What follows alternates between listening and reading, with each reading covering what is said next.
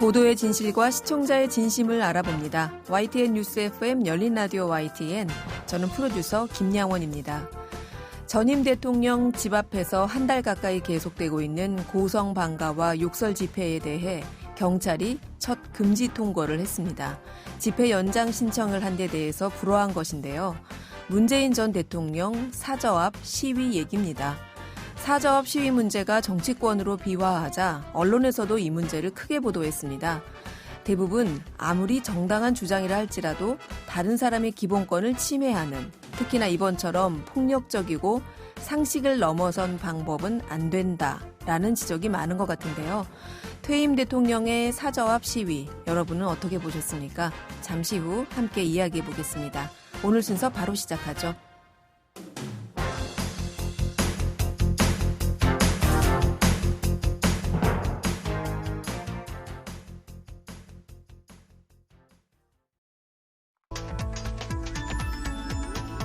미디어가 전하는 이슈에 대한 다양한 분석과 팩트체크까지 바로 보고 뒤집어 보고 꼭꼭 씹어보기 위한 미디어 비평 프로그램 열린 라디오 YTN. 네, 한 주간 뉴스를 꼭꼭 씹어보는 시간 미디어 비평입니다. 오늘은 뭉클미디어인권연구소 김원경 소장 전화 연결돼 있습니다.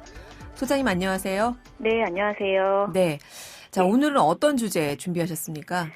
최근에 문재인 전 대통령의 사저 앞에서 일부 보수단체의 시위가 계속되면서 결국 문 전 대통령 부부가 이들 보수단체 소속 회원을 경찰에 고소하는 상황까지 이어졌어요. 네. 이 언론 보도들을 좀 정리하면서 이 사안에 대해서 생각해 보려고 합니다. 네, 문재인 전 대통령 퇴임한 지 이제 한 달 가까이 네. 되어 가는데 네. 이후에 경남 양산의 평산마을 네. 사저를 짓고 거기서 지금 살고 계시죠. 근데 네. 그 앞에서 보수단체들 또 다른 여타 단체들이 집회와 시위를 계속하고 있는 거예요. 네. 이 뭐 문 대통령 가족뿐만 아니라 사실은 그 동네 사는 주민들도 이 네네. 소음과 스트레스로 고통을 호소하고 있다. 이런 보도도 있었죠. 예, 시위를 벌이고 있는 쪽은 문 전 대통령 내외를 향해서 고성을 지르거나 욕설을 섞어가면서 확성기 시위를 진행하고 있습니다. 7개 또는 8개 조로 나뉘어서 문 전 대통령이 입주한 지난 10일부터 확성기와 스피커, 꽹과리, 북 등을 동원해서 장송곡, 애국가 등을 밤낮으로 틀어대고 시위를 벌이고 있다고 합니다. 네. 심지어는 검은색 저승사자 옷차림까지 등장했다고 하는데요. 네. 또 지난 11일에는 밤새 확성기로 국민교육 헌장을 틀었다고 합니다. 그야말로 극심한 소음과 도저히 듣기 어려운 내용의 욕설에 무차별 노출된 것인데요. 이 때문에 일부 주민들은 스트레스로 인한 식욕 부진과 불면증 등을 호소하면서 병원 치료를 받기까지 했다고 합니다. 네. 문 전 대통령은 지난 15일에 자신의 페이스북에 집으로 돌아오니 확성기 소음과 욕설이 함께하는 반지성이 작은 시골 마을 일요일의 평온과 자유를 깨고 있다며 평산마을 주민 여러분 미안하다라고 사과를 했습니다. 네. 그리고 5월 31일에 대리인을 통해서 보수단체 3곳에 소속된 3명과 이름을 알 수 없는 1명에 대해서 모욕 및 명예훼손, 협박, 집회 시위에 관한 법률 위반 혐의로 고소장을 제출했습니다. 문 전 대통령 비서실은요, 문 전 대통령 내외가 집회 때문에 마을 주민 사생활이 침해받는 것을 방치할 수 없어서 고소를 결심했다라고 설명을 했습니다. 네, 이 내용이 알려지면서 문 전 대통령이 언급한 반지성이라는 단어가 네. 많이 회자됐었는데 네네. 이렇게 전 대통령이 고소까지 하고 하니까 정치권에서도 크게 이슈가 됐어요. 네, 맞습니다. 이준석 국민의힘 당대표는요, 5월 15일 자신의 SNS를 통해서 온건하고 논리적인 방법으로 문재인 대통령에게 메시지를 전달했으면 좋겠다. 저는 불특정 다수의 불편을 야기해 뜻을 관철하려는 전국 장애인 차별철폐연대의 시위의 방법과 형식을 비판해왔다. 메시지의 효과는 꼭 확성기의 볼륨과 주변 주민들에게 끼치는 불편의 크기와 비례하지 않는다라고 쓴 바 있습니다. 네. 그리고 더불어민주당의 윤건영, 윤영찬, 한병도 의원과 무소속 민형배 의원은요, 지난 1일에 그 양산 경찰서를 방문해서 문재인 전 대통령 사저 부근 집회와 관련해 적극적인 대응을 촉구하는 면담을 했습니다. 윤영찬 의원은 현재 평산마을에서 벌어지고 있는 집회는 특정인을 대상으로 한 모욕과 저주다라고 하면서 평산마을 주민들이 불만을 토로하고 어려움을 호소하고 있는 만큼 공권력 집행의 근거는 충분히 쌓여 있다. 경찰이 지금 당장 나서야 한다라고 촉구를 했습니다. 한병도 의원도 사생활 침해가 있으면 집회 및 시위에 관한 법률로도 주민 거주지 집회 제한이 가능한데 현재 취해진 그것은 방송, 음향 제한에 불과하다면서 경찰이 사저 앞 집회에 너무 미온적이다. 적극적인 법 적용이 필요하다라고 말했습니다. 네. 이렇게 문 전 대통령 재임 시절에 청와대에서 함께 일했던 이런 현역 정치인들 네. 말씀하신 대로 문제 제기를 했고 아예 일부 의원은 집시법 개정안을 발의하기도 했죠. 예, 맞습니다. 정청래 민주당 의원이 대표 발의한 집회 및 시위에 관한 법률 일부 개정 법률안인데요. 네. 5월 16일 날 발의를 했고요. 전직 대통령 사저 인근 100m 이내에 집회 및 시위를 금지하는 내용입니다. 네. 고민정, 김두관, 김영배, 박성준, 안규백, 윤정주, 윤영덕, 이모경, 전용기 민주당 의원 등 9명이 함께 이름을 올렸습니다. 법안 제안 이유를 보면요. 현행법상 대통령 관저, 국무총리 공간, 외교기관 등 국가의 주요 인사와 관련된 장소에서 집회 및 시위가 금지되어 있다. 그러나 전직 대통령 사저 앞은 제외되어 있어서 경찰 등에 신고를 해도 조치하기 어려운 실정이다라면서 집회 및 시위 금지 장소에 전직 대통령 사저를 포함해 인근 주민들의 피해를 예방하고자 한다라고 했습니다. 네, 이런 민주당 쪽 인사들의 움직임에 대해서 현재 여당이죠. 국민의힘 쪽에서는 아니 이 또한 내로남불 아니냐 이런 입장을 내면서 또 대립하는 양상이 펼쳐지기도 했어요. 네, 그렇습니다. 김기현 국민의힘 원내대표는 6월 1일 자신의 SNS를 통해서 지금 양산 사저 앞 상황은 과거 박근혜 이명박 전 대통령에게 소위 문바, 대깨문, 민주당 정치인들이 저지른 고약한 짓에 비견할 바가 되지 못한다라고 주장했습니다. 김 위원장은 작금의 상황을 유발시킨 장본인이 바로 문 전 대통령과 그 측근들이라고 주장했습니다. 또한 문 전 대통령은 과거 대선 후보 시절 상대 후보에 대해서 문바, 대깨문들의 악플 문자 폭탄이 이어지자 경쟁을 흥미롭게 만들어주는 양념이라고 부추기기까지 했던 일이 생각난다면서 상대 진영 인물이 막말 폭격을 받든 말든 악성 댓글로 상처를 입든 말든 그저 자기 지지층만 보면서 상처받은 사람에게 소금을 뿌리는 행동도 서슴지 않았던 친문 패권주의가 얼마나 위험한 짓이었는지를 아직도 깨닫지 못하고 있는 것 같아서 깊은 유감이다. 이렇게 지적을 했습니다. 네. 참 정치적으로 이 사안을 두고도 매우 양분되고 있는 것 같다 이런 생각이 드는데요. 네네. 우리 언론들은 어떻게 보도하고 있습니까? 일단 한국언론진흥재단이 운영하는 뉴스 분석 사이트인 비카인즈에서 5월 10일부터 6월 2일까지 문재인 집회라는 키워드로 검색한 결과 556건의 보도가 나옵니다. 네. 이 보도들을 살펴보니 보도 대부분은 이 집회 상황을 전하는 내용들이었습니다. 그런데 보도 내용에서 보수단체의 행태에 대해서 잘했다라고 두둔하는 보도는 찾아보기 어렵습니다. 네. 대부분이 이 상황이 좀 과도하다라는 지적에는 동의하고 있는 것으로 보입니다. 다만 조선일보 5월 31일자 보도인 문사저 시위 강경 대응 민주당 MB 집 앞 시위 땐 어땠나 보도가 있었는데요. 이 보도에서는 민주당은 2017년 이명박 전 대통령 사저 앞에서 그 막말을 쏟아낸 시위가 4개월간 벌어졌을 때 오히려 시위에 참가하고 독려했었다라고 주장하면서요. 왜 그때와 지금의 행동이 다르냐라는 식의 그런 보도들을 냈습니다. 네. 그리고 매일신문에서는요. 6월 1일자 김순동의 새로운 세평이라는 외부 칼럼인데 제목이 평산마을의 시위와 업보입니다. 네. 이 칼럼에서는 집권한 뒤 줄곧 보여준 내로남불과 이너서클 정치, 2명의 전직 대통령을 감옥으로 보내고 또 선거법도 마음대로 바꾸고 훗날이 두려워 검찰의 수사 기능까지 박탈하는 등으로 분열과 증오의 정치를 해온 자신의 업보이자 자신이 버무린 민주주의의 양념이 부메랑이 되어 돌아온 것이라고 생각하면 안 될까라고 보도를 했습니다. 이처럼 일종의 자업자득이라는 식의 보도들이 몇 건 있기는 했습니다. 네. 네.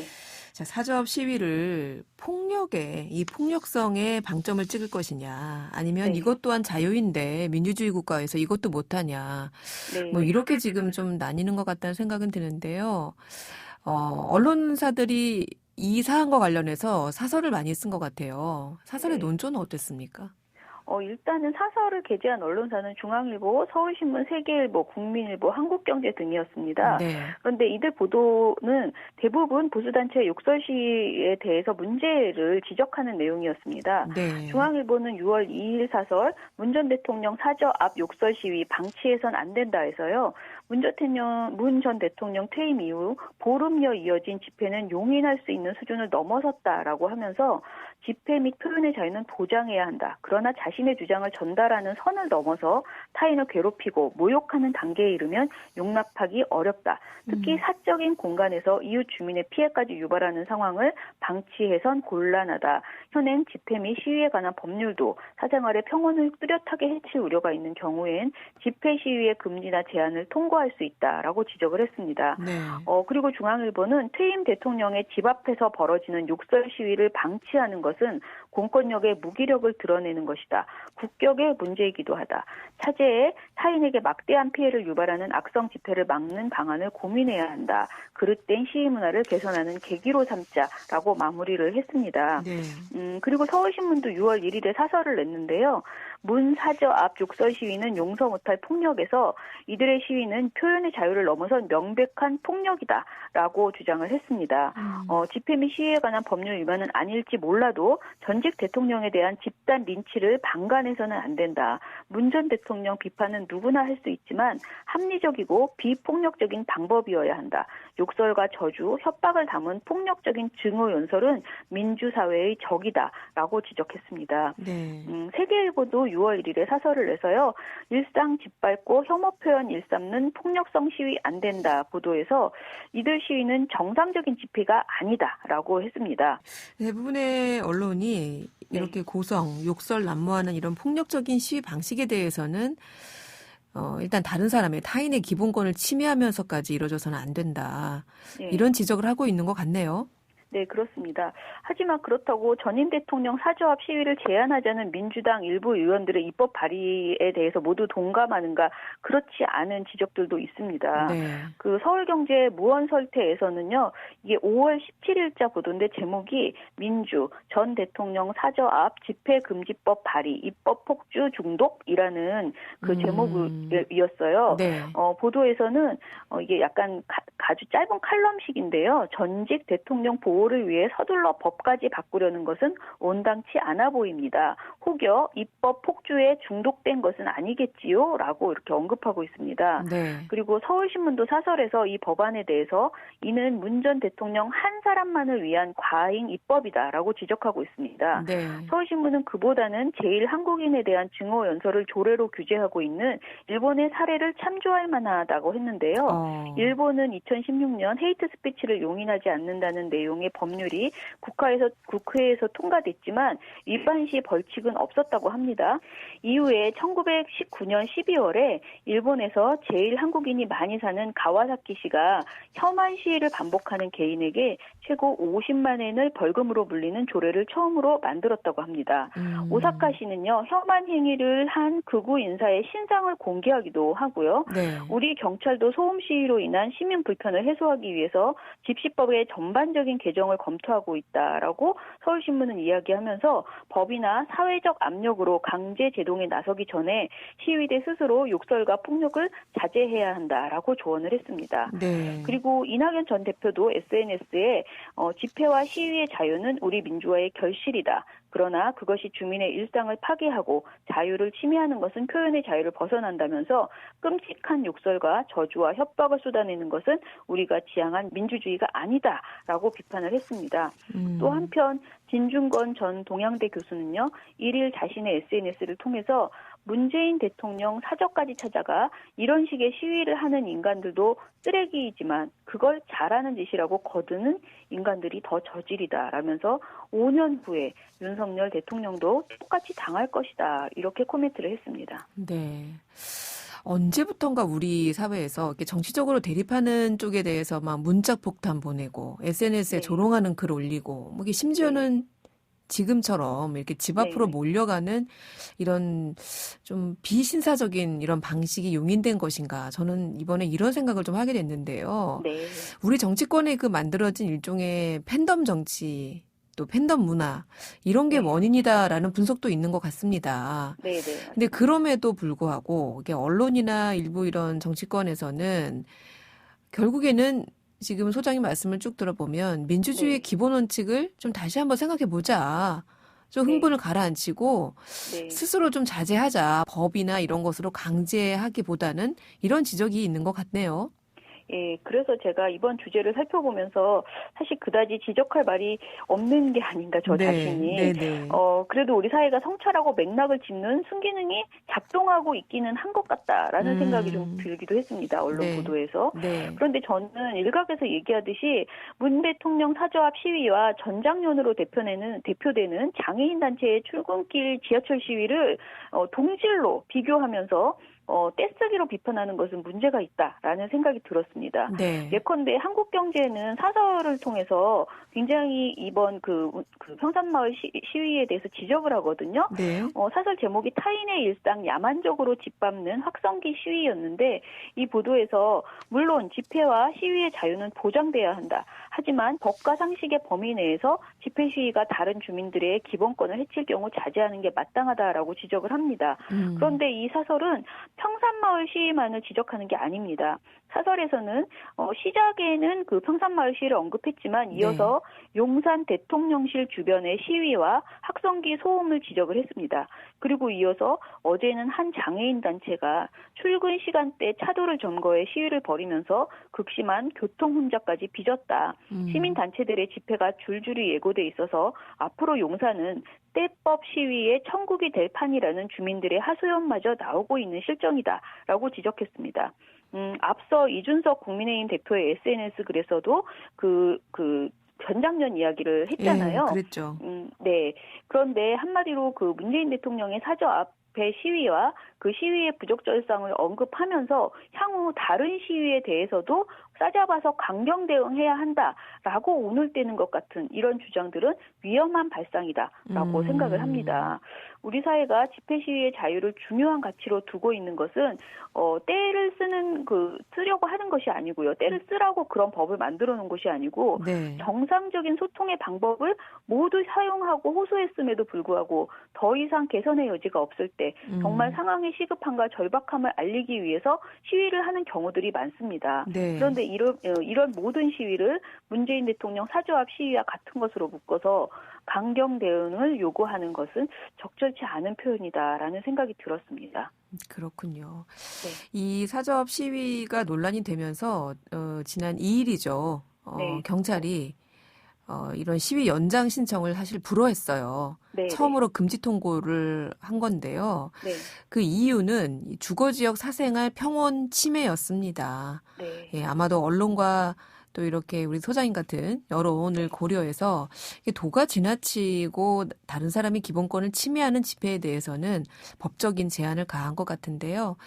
그런데 이렇게 근본적으로 이렇게 되기까지 우리 정치권이 정말 그동안 뭐 했나. 그냥 이대로 내가 피해를 입지 않을 때는 그냥 내버려뒀던 것은 아닌가.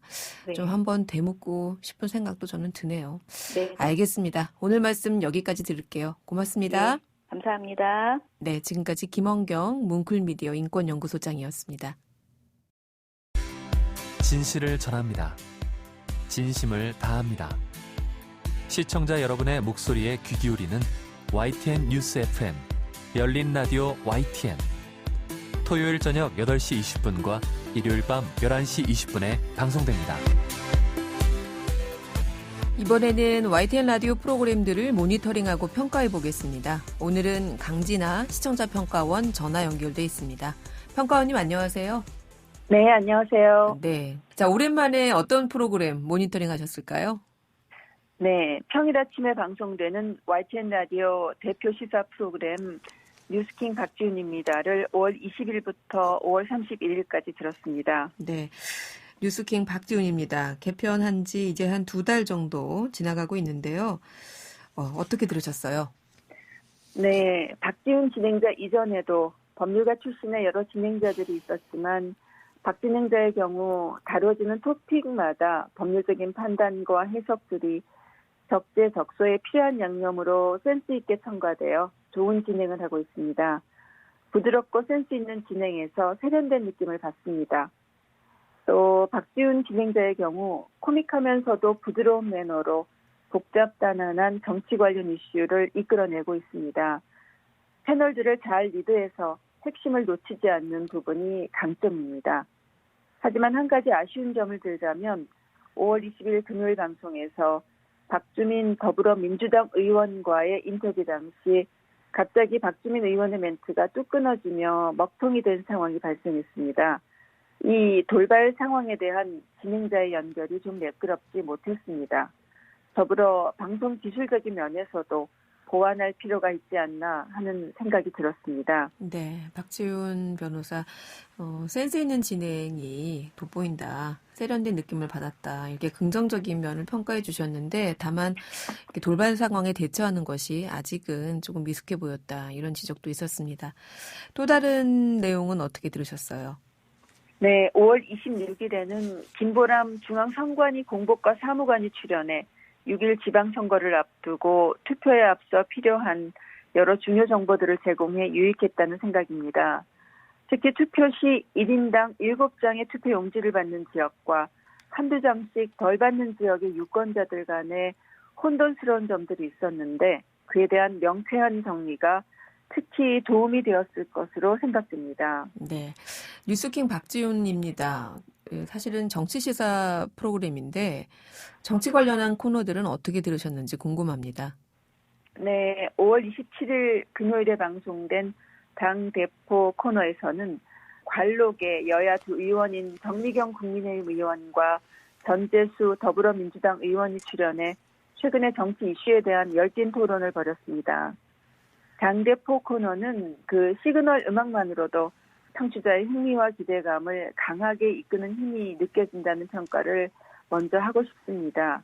다만 이 코너에서 토론을 다루는 방법이나 주장이 극도로 대조적인 각 당의 입장에 입각해서 거의 모든 부분에서 출연자가 서로의 의견에 불일치를 이루고 있습니다.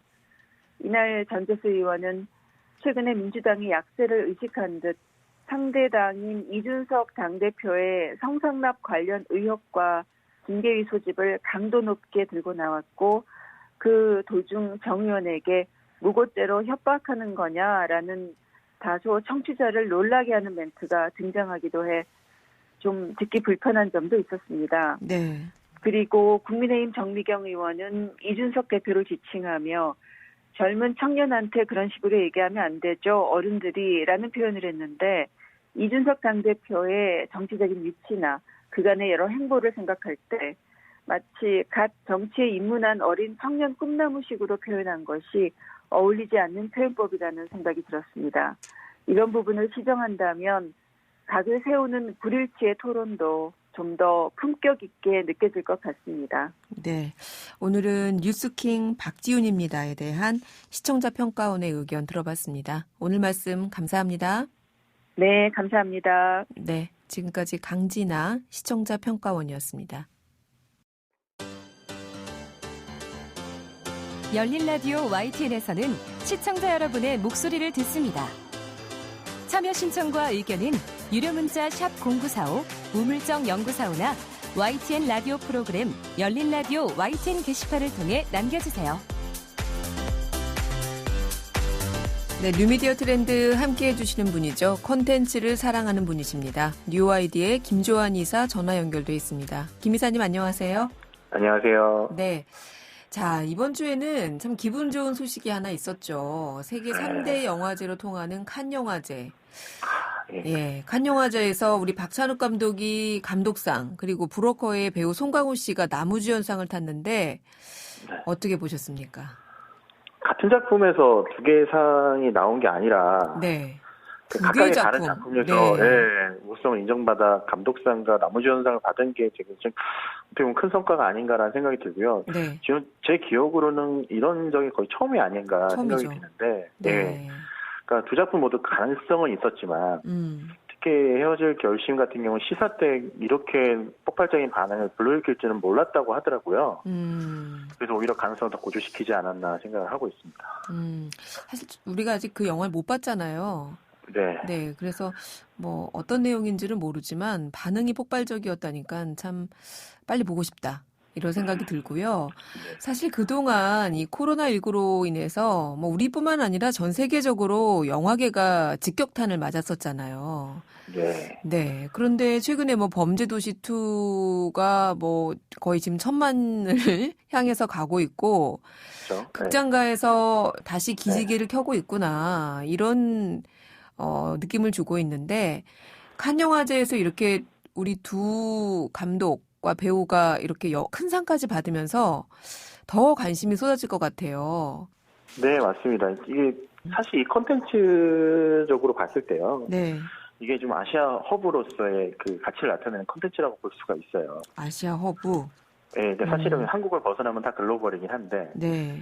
이게 뭐 아시겠지만 박찬욱 감독 영화 이번에 주연 배우가 중국인 배우잖아요. 물론 탕웨이. 한국, 네. 예, 탕웨이 씨가 나왔고, 특히나 송강호 씨의 그 상을 받은 이제 브로커 같은 경우는 감독이나 촬영팀 모두 다 또 일본 스태프들로 또 워낙 유명한 감독님이기도 했지만, 네. 만들면서 실제로 이제 한국에 순수하게 만들었다기보다는 이제 뭐 아시아의 배우나 아시아의 감독들과 같이 해서 만들어진 어떻게 보면 이제 글로벌 콘텐츠로서 한국이 이제 뭐 외신 기자들이 송강호 씨가 이런 얘기 많이 듣더라고요. 한국 영화 왜 이렇게 역동적이냐.